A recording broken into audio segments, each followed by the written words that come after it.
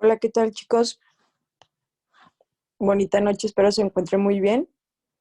Una disculpa porque la sesión que se realizó a la 1:30 de la tarde del día de hoy, resultó que tuve que realizar unas validaciones en mi equipo y no me percaté hasta el final que no se había grabado más que 50 segundos, ¿verdad?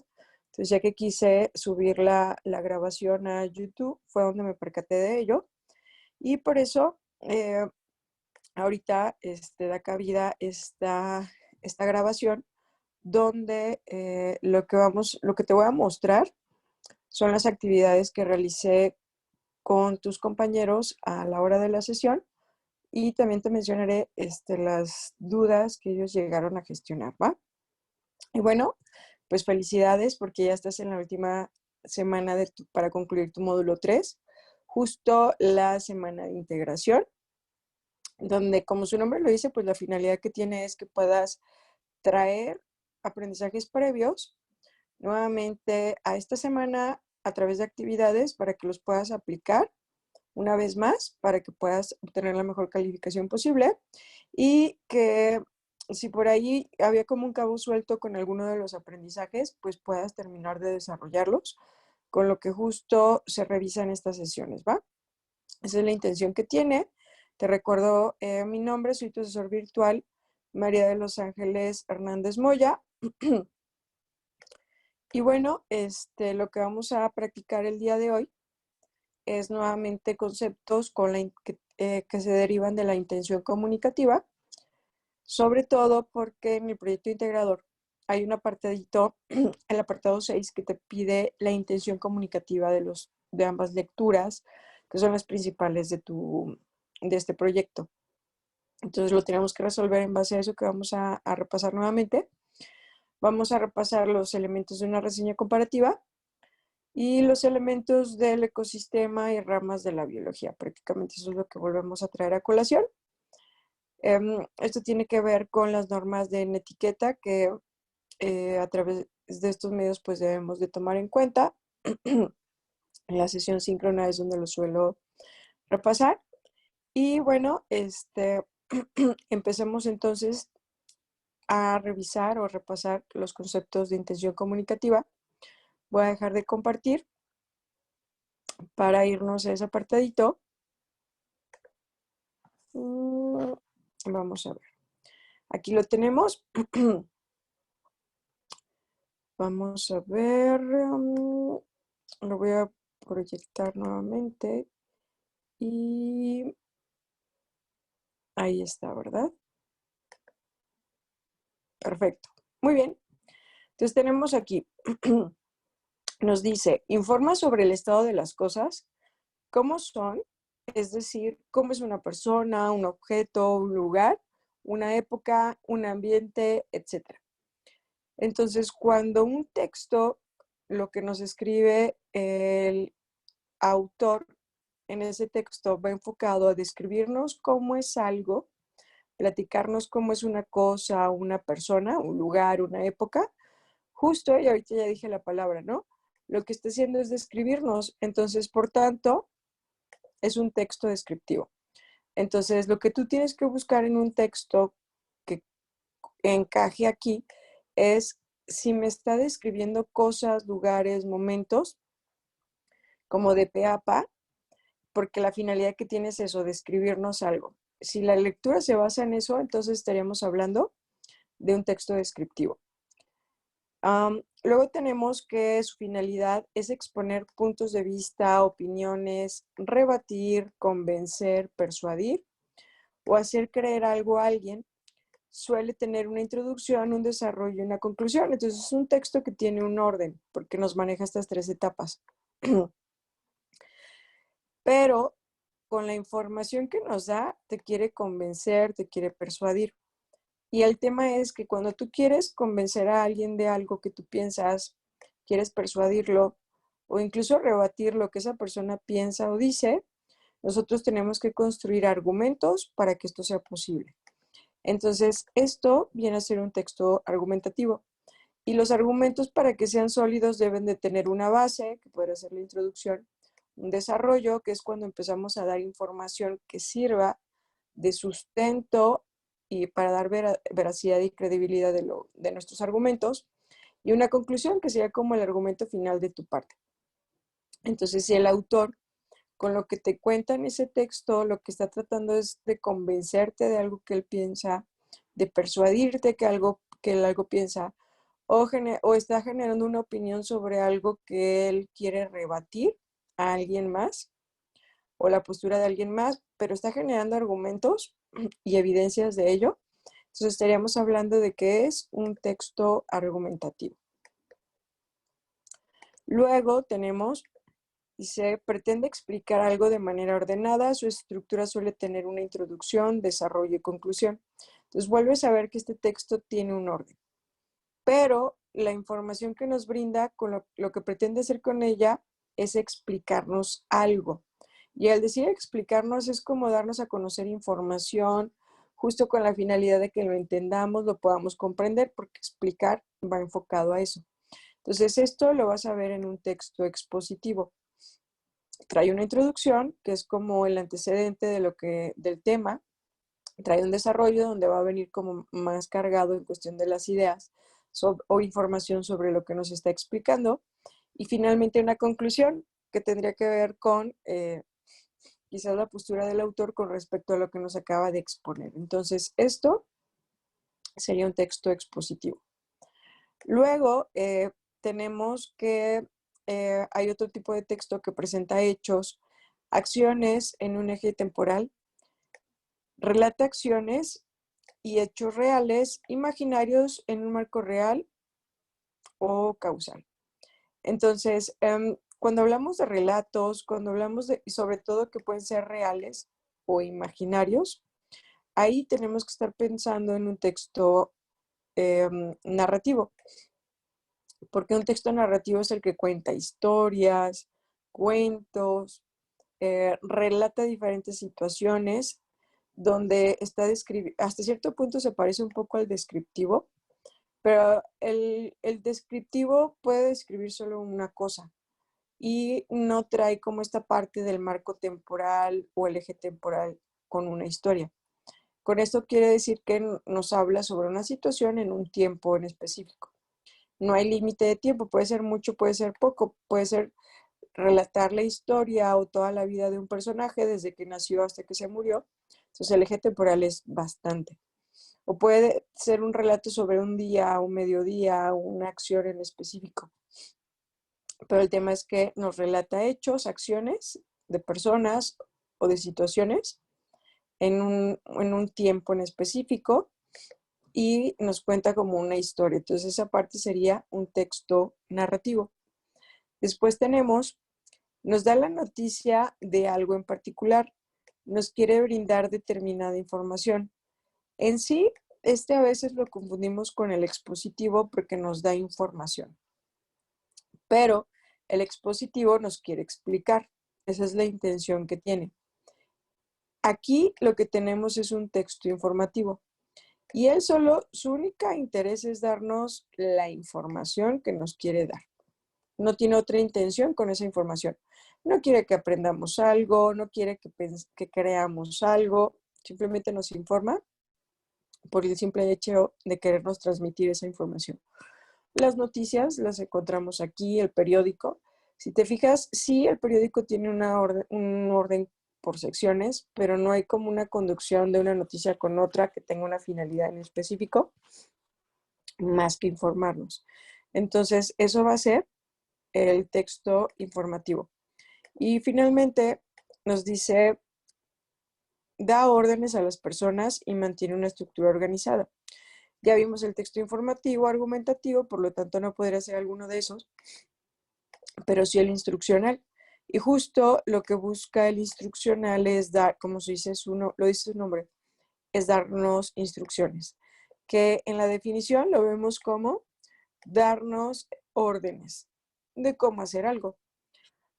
Por eso debe de tener una organización estructurada, porque si quiero armar un mueble, el instructivo que me va a dar órdenes, me va a dar instrucciones, pues debe estar organizado con el paso 1, 2, 3 o el ABC para que pueda haber un orden y finalmente terminemos armando ese mueble que contiene ese instructivo, ¿no? Entonces, ese sería un texto instruccional. Y bueno, entonces, regresando al proyecto integrador, tengo que identificar las lecturas principales a qué tipo de texto corresponde. Y para poderlo ubicar, debo de entender cuál es la intención que tiene el autor con la información que me brinda, para poder ubicar a cuál de los 5 corresponde. Con eso terminamos de revisar lo que es la intención comunicativa. Ahora estaríamos con la parte de reseña comparativa. Y en esta parte de reseña comparativa, que es muy simple, realmente solo es como recordar,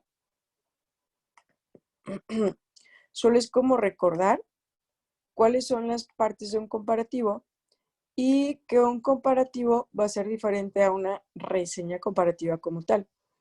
El comparativo realmente debo de ubicar que va a contener tanto las diferencias como las similitudes. Por eso aquí pusimos como respuesta correcta todas las anteriores.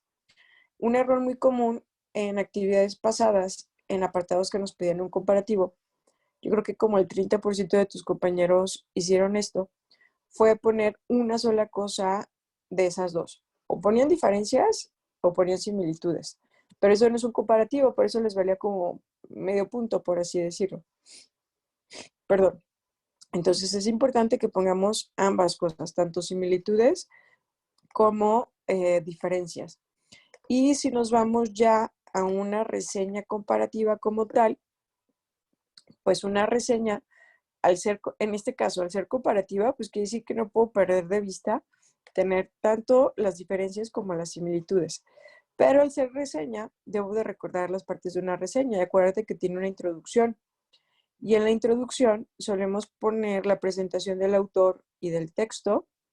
Y tiene un desarrollo, que en el desarrollo solemos poner como el análisis de esas diferencias y similitudes. Y finalmente tiene una conclusión, que en esa conclusión puede ser ya tu opinión personal sobre lo que acabas de comparar.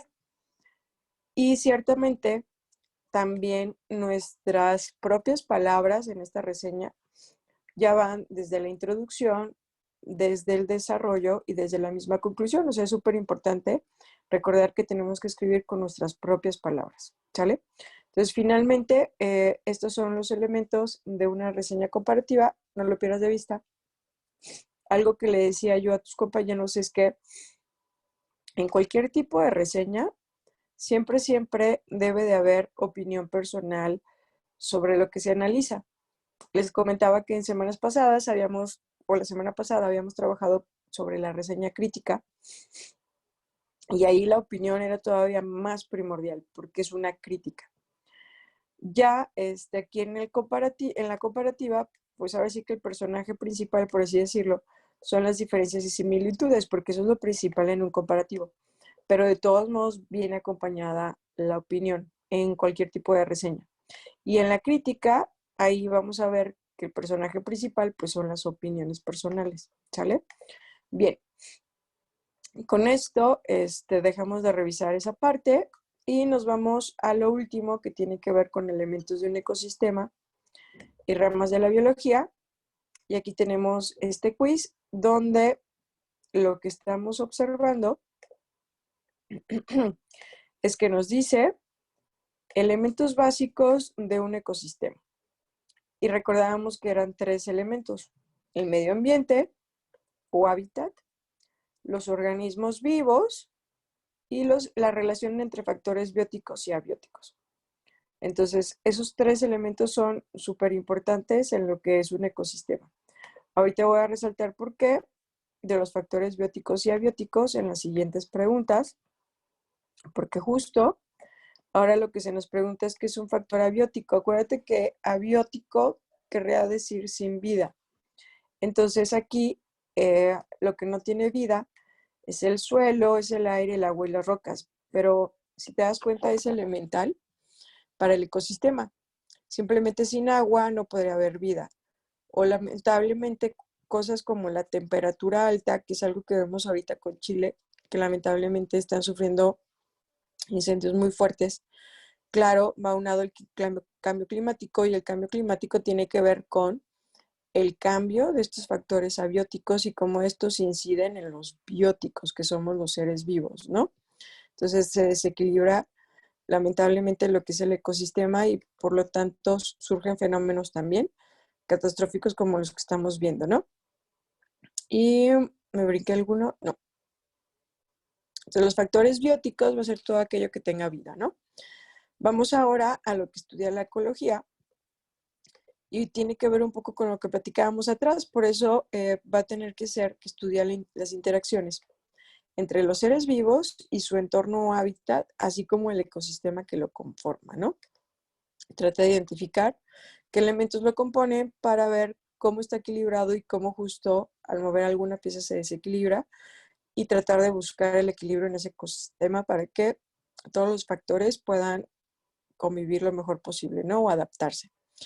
Luego tenemos la fisiología. De hecho, fíjate que justo uno de los errores comunes que compartieron tus compañeros en la sesión del día de hoy es que este es el que nos falla, la fisiología. Y la fisiología tiene que ver con partes del cuerpo, si habláramos de los seres humanos. Y esas partes del cuerpo pues son órganos. ¿Y qué es un órgano? Un órgano es un conjunto de células que tienen una función específica o una función en común. Y la fisiología, eso es lo que le interesa estudiar. Como esas células que conforman un órgano, qué función en especial es la que tienen, y esa función, cómo sirve al organismo. Entonces acá nosotros encontramos que nos dice que se dedica al conocimiento de los procesos en los órganos, tu corazón, tu pulmón. Es decir, las funciones que realizan a partir de un conjunto de células, tanto animales como vegetales. Entonces, si habláramos del corazón, el corazón tiene diferentes tipos de tejidos, porque cada parte del corazón tiene una función en específica, y cada parte del corazón, al tener un tejido en específico, pues tiene un conjunto de células específicas y cada una tiene una función. Entonces es así como nos damos cuenta a detalle cómo funciona el corazón y cuál es la función que tiene para el organismo, ¿no? Y cómo interactúa con otros órganos en estos procesos. Entonces, si el proceso es llevar acá la sangre a todo el cuerpo, que otros órganos están implicados aparte del corazón, y ubicar que cada órgano es un conjunto de células, y cada conjunto de células que son parte de este órgano tienen una función específica que va a ser diferente a la que tenga el pulmón, por ejemplo, o a la que tenga el cerebro. Pero al final cada una son un conjunto de células que conforman un órgano y que tienen funciones específicas. Entonces, la fisiología estudia la función. De hecho, asocia fisiología con función. A mí es como, me ayudó como a aprendérmela y que no se me olvidara, porque realmente el nombre no te ayuda a asociar muchas cosas. Microbiología es más fácil porque pues estudia los microorganismos, entonces es sencillo asociarlo. Con la fisiología no se presta de la misma manera, pero asocia fisiología con función, y pues lo que estudia es la función de los órganos. Y una función es como sinónimo de procesos también. Entonces eso te puede ayudar. También otra de las cosas que les comentaba es que ya en este punto de la semana 4, las ramas de la biología quedan más como cultura general y te servirán para otros módulos. Ya realmente en las actividades de esta semana, no es que tengan como una actividad primordial, en las pasadas sí, en estas no tanto, ¿no? Y bueno, tenemos después lo que son las ciencias fácticas, y recuerda que fáctico tiene que ver con hecho, y hecho tiene que ver con cosas concretas, o sea, hace materia. Por lo tanto, serían aquellas ciencias cuyo objeto de estudio son fenómenos concretos, como los naturales y los sociales. Luego tenemos lo que son las ciencias formales, y las formales entonces son lo contrario al anterior. Aquí no tengo materia, aquí no tengo cosas concretas, y lo contrario a eso serían cosas abstractas, que entonces es aquellas cuyo objeto de estudio no es el mundo, ni la realidad físico-natural, sino los objetos puramente abstractos, como la filosofía, que le encanta estudiar el pensamiento, y las matemáticas, pues que también es pura lógica, ¿no? Entonces, estos fueron los conceptos que repasamos con tus compañeros, que por cierto la mayoría les fue bien, nada más fueron algunas cosillas que le errábamos un poco y por eso te pude compartir que era donde incidían más, ¿no?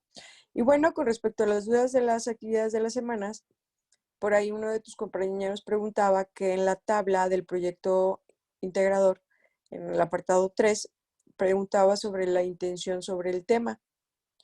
La intención sobre el tema es como de qué va la información que nos quieren transmitir con la información.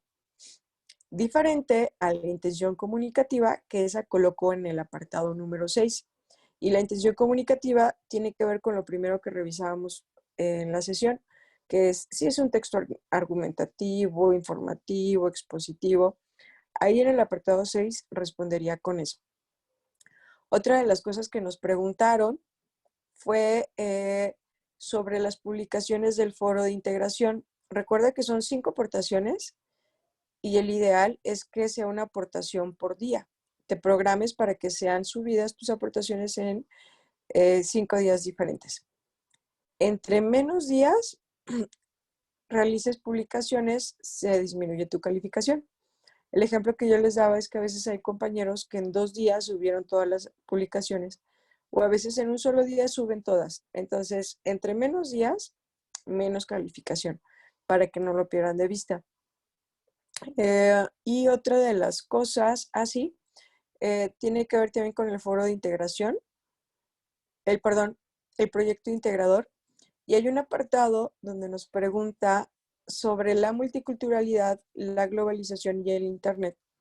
Y nos pide tanto identificar situaciones de cómo estos 3 conceptos, cada uno de manera separada, fomenta la violencia y su contraparte, que sería cómo combaten la violencia.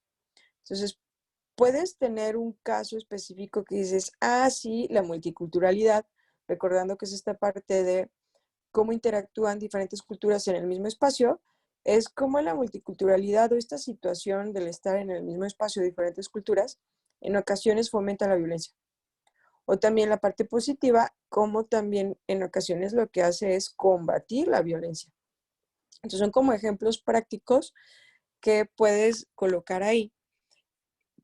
Y ahorita el ejemplo fue de multiculturalidad, pero también te lo pide de globalización y te lo pide de el Internet, ¿no? Entonces, si no se te ocurre, puedes ir a investigar, pero aquí lo importante es que no quiero la investigación completa, sino simplemente la parte concreta, el ejemplo práctico concreto de cómo esos conceptos fomentan la violencia y cómo esos fomentos combaten la violencia. Lo terminas poniendo con tus propias palabras de acuerdo a lo que sabes o a lo que investigaste. Y recuerda que si investigaste, es importante colocar las fuentes de consulta de acuerdo al estilo APA, ¿sale? Para que no lo pierdas de vista. Y prácticamente esas fueron las dudas o consultas que tuvieron tus compañeros. Nuevamente una disculpa, no se pudo grabar completa la grabación, o sea, no me percaté de que al mover ciertos controles dejó de grabar y por eso es que estamos improvisando con este resumen, ¿va? Y la próxima sesión se estará practicando nuevamente con las características de la ciencia, multiculturalidad, diversidad cultural, globalización y elementos de una reseña crítica. Eso sería lo que estaríamos sacando a colación. Y pues muchas gracias. Igual de todos modos recuerda que a través de mensajero me puedes realizar cualquier consulta, máximo 24 horas hábiles y ya estaremos atendiendo sus respuestas, ¿va? Éxito en el cierre de sus actividades. Hasta luego.